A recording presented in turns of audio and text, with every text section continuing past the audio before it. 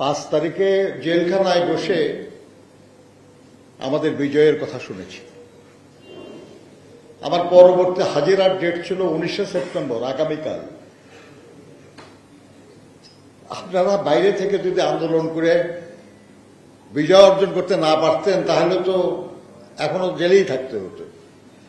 কাজে খোটা আমার এই দেশের মানুষ, একজন মুক্তিযোদ্ধা হিসেবে আমি বিশ্বাস করি যে এদেশের সমগ্র জনগণ তারা যেমন মুক্তি পেয়েছে একটা দুঃশাসনের হাত থেকে, এই জন্য আমি যারা লড়াই করেছে, যারা নেতৃত্ব দিয়েছে, যারা জীবন দিয়েছে তাদের সবার কাছে কৃতজ্ঞ। কিন্তু ব্যক্তিগতভাবেও কৃতজ্ঞ যে এই লড়াইয়ে তারা বিজয়ী হতে না পারলে 6 তারিখে তো মুক্ত হতে পারতাম না।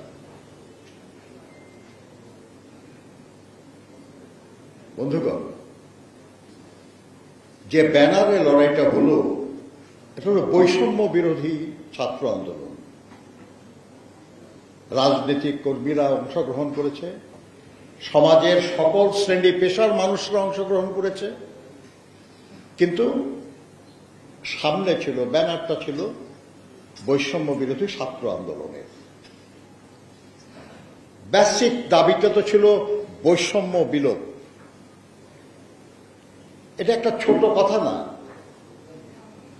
এই বাংলাদেশের হাতে গোনা কিছু মানুষ ছাড়া আর বাকি সবাই তো বৈষম্যের শিকার ছিলেন, বঞ্চনার শিকার ছিলেন। ছাত্ররা শিক্ষার পরিবেশের ক্ষেত্রে বঞ্চনার শিকার হয়েছে, শ্রমিকরা কর্মসংস্থান কিংবা ন্যায্য মজুরির ক্ষেত্রে বঞ্চনার শিকার হয়েছে, যুবকরা তাদের কর্মসংস্থান কিংবা তাদের জীবন গড়ে তোলার যে সুযোগ, সেই সুযোগের ক্ষেত্রে বঞ্চনার শিকার হয়েছে, সৎ ব্যবসায়ী যারা তারা ঋণ কিংবা ব্যবসা পাওয়ার ক্ষেত্রে বঞ্চনার শিকার হয়েছে, সাংবাদিক লেখক যারা তারা মন খুলে লিখবে সেই সুযোগের থেকে বঞ্চিত হয়েছে।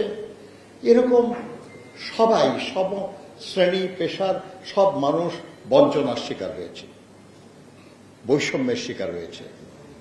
তার থেকে মুক্তি পাওয়ার জন্য যে লড়াই, এই লড়াইয়ে এই জন্যই সবাই সম্পৃক্ত হয়েছিল। এখন আমার বন্ধু বলেছেন, সঠিক বলেছেন তারা আর কি, যে এটা একদিনের, 2 দিন, 5 দিন, 1 মাসের লড়াই ছিল না। এটা একটা দীর্ঘদিনের লড়াইয়ের পরিসমাপ্তি ঘটেছে জুলাই আগস্টের আন্দোলনের মাধ্যমে।